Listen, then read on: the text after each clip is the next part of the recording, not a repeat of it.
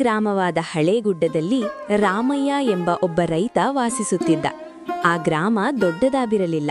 ಕೆಲವೇ ಮನೆಗಳು, ಮಧ್ಯದಲ್ಲಿ ಹಳ್ಳಿಕಟ್ಟೆ, ಸುತ್ತಲೂ ಹಸಿರು ಹೊಲಗಳು.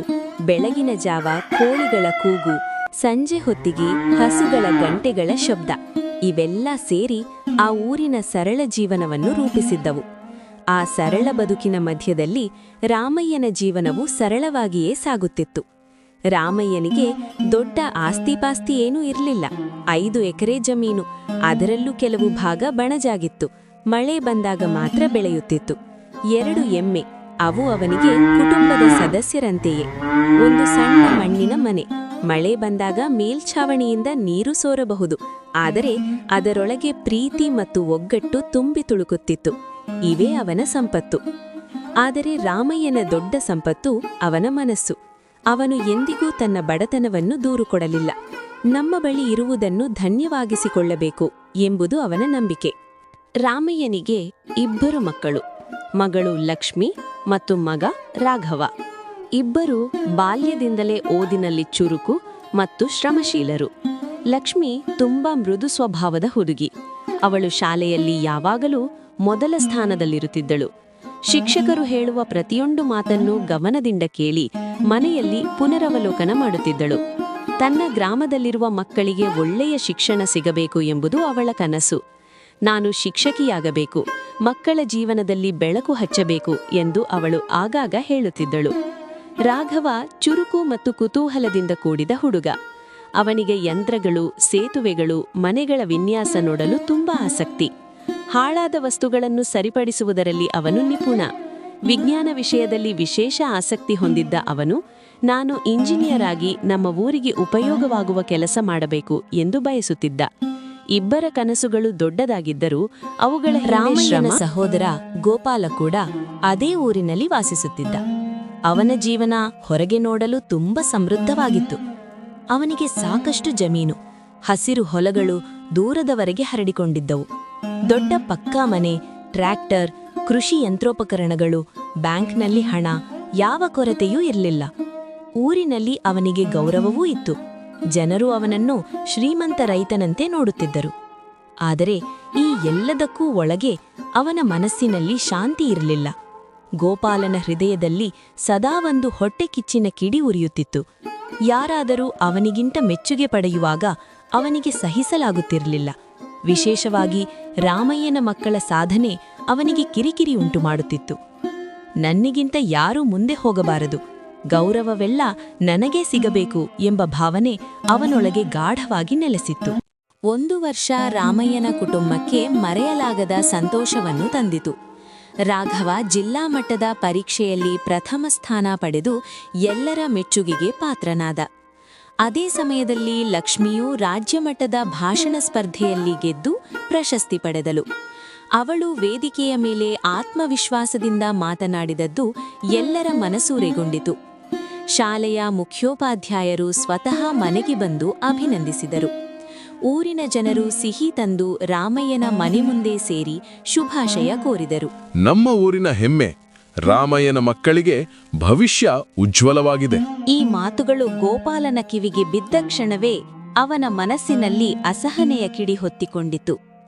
ಹೊರಗೆ ಅವನು ಶಾಂತವಾಗಿ ಕಾಣಿಸಿದರೂ ಒಳಗೆ ಅವನು ಕಳವಳದಿಂದ ಉರಿಯುತ್ತಿದ್ದ. ನನ್ನ ಬಳಿ ದೊಡ್ಡ ಮನೆ, ಜಮೀನು, ಹಣ ಎಲ್ಲವೂ ಇದೆ. ಆದರೂ ಯಾರು ನನ್ನ ಮಕ್ಕಳನ್ನು ಹೀಗೆ ಹೊಗಳುವುದಿಲ್ಲ. ಎಲ್ಲ ಮೆಚ್ಚುಗೆಯೂ ರಾಮಯ್ಯನ ಮಕ್ಕಳಿಗೆ ಏಕೆ ಎಂಬ ಪ್ರಶ್ನೆ ಅವನ ಮನಸ್ಸನ್ನು ಕಾಡತೊಡಗಿತು. ಹೋಲಿಕೆ ಮತ್ತು ಅಹಂಕಾರ ಅವನ ಆಲೋಚನೆಗಳನ್ನು ಆವರಿಸಿತು. ಅವನ ಮುಖದ ಬೇಸರವನ್ನು ಗಮನಿಸಿದ ಸೀತಾ, ಅವರು ಶ್ರಮಪಟ್ಟು ಓದುತ್ತಿದ್ದಾರೆ, ಅದಕ್ಕೆ ಜನರು ಮೆಚ್ಚುತ್ತಾರೆ. ನೀನು ಹೊಟ್ಟೆ ಕಿಚ್ಚು ಬಿಡು. ನಮ್ಮ ಮಕ್ಕಳಿಗೂ ಪ್ರೀತಿ ಮತ್ತು ಪ್ರೋತ್ಸಾಹ ಕೊಟ್ಟರೆ ಅವರು ಕೂಡ ಮುಂದುವರಿಯುತ್ತಾರೆ. ಆದರೆ ಗೋಪಾಲ ಸೀತಾಳ ಮಾತನ್ನು ಗಮನಿಸಲಿಲ್ಲ. ಅವನ ಮನಸ್ಸಿನಲ್ಲಿದ್ದ ಹೊಟ್ಟೆಕಿಚ್ಚು ದಿನೇ ದಿನೇ ಹೆಚ್ಚುತ್ತಾ ಹೋಯಿತು. ಇತರರ ಯಶಸ್ಸನ್ನು ಒಪ್ಪಿಕೊಳ್ಳುವ ಧೈರ್ಯ ಅವನಿಗಿರಲಿಲ್ಲ. ತನ್ನ ಅಸಹನೆಯನ್ನು ಮರೆಮಾಚಲು ಅವನು ತಪ್ಪು ದಾರಿಯನ್ನು ಆಯ್ಕೆ ಮಾಡಿಕೊಂಡ. ರಾಮಯ್ಯನ ಮಕ್ಕಳ ಸಾಧನೆಯನ್ನು ಕಡಿಮೆ ಮಾಡುವ ಉದ್ದೇಶದಿಂದ ಊರಿನಲ್ಲಿ ಸುಳ್ಳು ಸುದ್ದಿಗಳನ್ನು ಹರಡಲು ಪ್ರಾರಂಭಿಸಿದ. ಅವರು ಲಂಚ ಕೊಟ್ಟು ಅಂಕ ತಂದುಕೊಂಡಿದ್ದಾರೆ. ಅಷ್ಟು ದೊಡ್ಡ ಸಾಧನೆ ಸತ್ಯವಾಗಿರಲಾರದು. ನೀವೆಲ್ಲರೂ ಅದನ್ನು ಎಂದು ನಂಬಬೇಡಿ. ಕೆಲವರ ಕಿವಿಯಲ್ಲಿ ಹೇಳುತ್ತಿದ್ದ. ಕೆಲವರು ಅವನ ಮಾತು ನಂಬದೆ ನಿರ್ಲಕ್ಷಿಸಿದರು. ಆದರೆ ಕೆಲವರ ಮನಸ್ಸಿನಲ್ಲಿ ಅನುಮಾನ ಬೀಜ ಬಿತ್ತಲು ಅವನ ಮಾತು ಸಾಕಾಯಿತು. ಹೀಗೆ ಗೋಪಾಲ ತನ್ನ ಹೊಟ್ಟಕಿಚ್ಚಿನ ಕಾರಣದಿಂದ ಸಂಬಂಧದ ಮೌಲ್ಯ ಮರೆತು ಸತ್ಯಕ್ಕೆ ವಿರುದ್ಧವಾಗಿ ನಡೆದುಕೊಳ್ಳತೊಡಗಿದ. ಕಾಲ ಕಳೆಯಿತು. ರಾಘವ ತನ್ನ ಕನಸಿನತ್ತ ಇನ್ನೊಂದು ಹೆಜ್ಜೆ ಇಡುವ ಸಮಯ ಬಂತು. ಅವನು ಇಂಜಿನಿಯರಿಂಗ್ ಕಾಲೇಜಿಗೆ ಸೇರಲು ಅರ್ಜಿ ಹಾಕಿದ. ಉತ್ತಮ ಅಂಕಗಳಿದ್ದ ಕಾರಣ ಅವನಿಗೆ ಪ್ರವೇಶ ಸಿಗುವ ವಿಶ್ವಾಸವೂ ಇತ್ತು. ಆದರೆ ಓದಿಗೆ ಬೇಕಾದ ಶುಲ್ಕ ದೊಡ್ಡ ಮೊತ್ತವಾಗಿತ್ತು. ಅದಕ್ಕಾಗಿ ರಾಮಯ್ಯ ಬ್ಯಾಂಕ್ನಲ್ಲಿ ಸಾಲಕ್ಕೆ ಅರ್ಜಿ ಹಾಕಿದ. ಇದೇ ಸಮಯದಲ್ಲಿ ಗೋಪಾಲ ತನ್ನ ಹೊಟ್ಟೆಕಿಚ್ಚಿನ ಪ್ರೇರಣೆಯಿಂದ ಮತ್ತೊಂದು ಕುತಂತ್ರ ಹೂಡಿದ. ಬ್ಯಾಂಕ್ನಲ್ಲಿ ಕೆಲಸ ಮಾಡುವ ಪರಿಚಿತನ ಮೂಲಕ ರಾಮಯ್ಯನ ಸಾಲದ ಅರ್ಜಿಯನ್ನ ಉದ್ದೇಶಪೂರ್ವಕವಾಗಿ ತಡ ಮಾಡಿಸಿದ. ಸಾಹೇಬರೇ, ಹೇಗಾದ್ರೂ ಮಾಡಿ ಆ ರಾಮಯ್ಯನ ಸಾಲದ ಅರ್ಜಿಯನ್ನ ತಡ ಮಾಡಿ. ಇಲ್ಲ ಅಂದ್ರೆ ಸಾಧ್ಯವಾದರೆ ವಜಾ ಮಾಡಿಬಿಡಿ. ನಿಮಗೆ ನಾನು ಕೊಡಬೇಕೋ ಅದನ್ನ ಕೊಡ್ತೀನಿ. ಹಣ ಸಿಗದಿದ್ದರೆ ರಾಘವ ಕಾಲೇಜಿಗೆ ಹೋಗಲಾರ.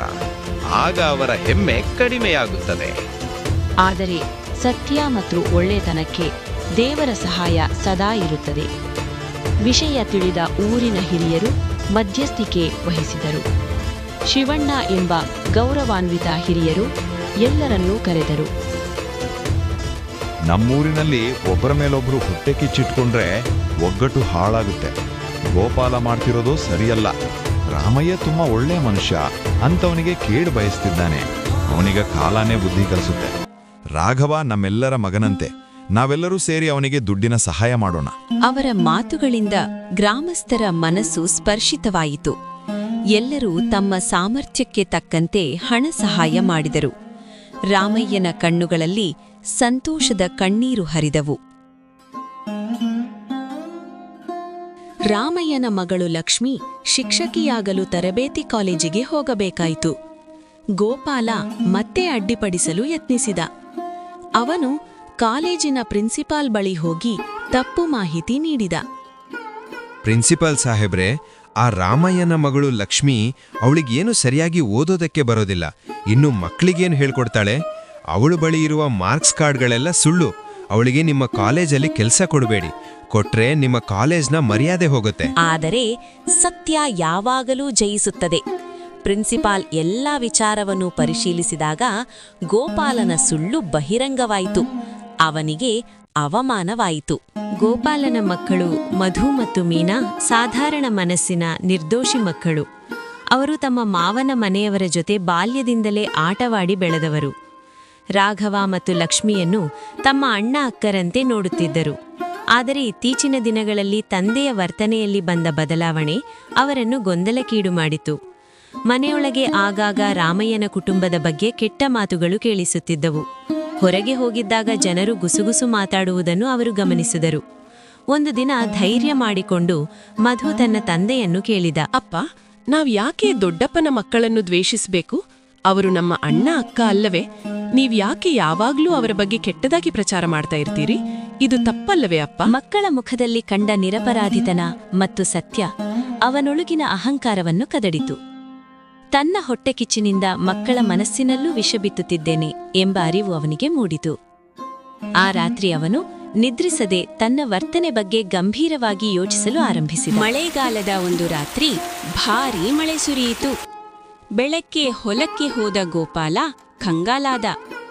ನೀರಿನ ಹೊಳೆಯು ಅವನ ಬೆಳೆನೆಲ್ಲ ಹಾಳ್ಮಾಡಿತ್ತು. ಅವನು ಮನೆಗೆ ಬಂದು ಅಳುತ್ತಾ ಕುಳಿತ. ಸೀತಾ ಆತಂಕದಿಂದ ನೋಡುತ್ತಿದ್ದಳು. ಅಯ್ಯೋ ದೇವರೇ, ನನ್ನೆಲ್ಲ ಪರಿಶ್ರಮ ನೀರಿನಲ್ಲಿ ಹೋಗಿಬಿಟ್ಟಿತು.